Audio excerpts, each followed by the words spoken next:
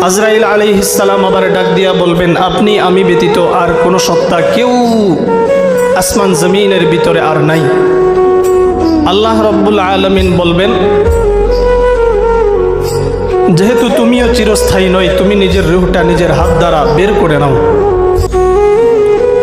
আজরাইল আলাইহিস সালাম নিজের রূহটাকে নিজে বের করার জন্য যখন হাত দিবেন, আজরাইল আলাইহিস সালাম একটা চিৎকার করে ডাক দিয়া বলবেন, আল্লাহ, এই মৃত্যু নামক জিনিসটা যে এত পরিমাণে ভয়ঙ্কর, এত ভয়ঙ্কর, যদি আমি জানতাম কোনোদিন আমি কোনো মানুষের রূহ হরণ করার জন্য যাইতাম না।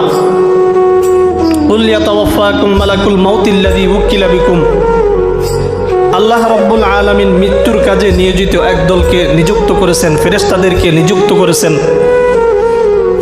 আজরাইল আলাইহিস সালাম ডাক দিয়া বলবে, মৃত্যু জিনিসটা যে এত ভয়ঙ্কর, এই জিনিসটা যদি আমি আগে জানতাম কোনো মানুষের রূহ হরণ করার জন্য আমি মানুষের কাছে যাইতাম না।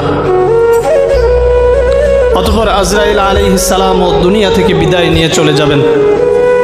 বাকি থাকবে কেবল আল্লাহ রব্বুল আলামিন।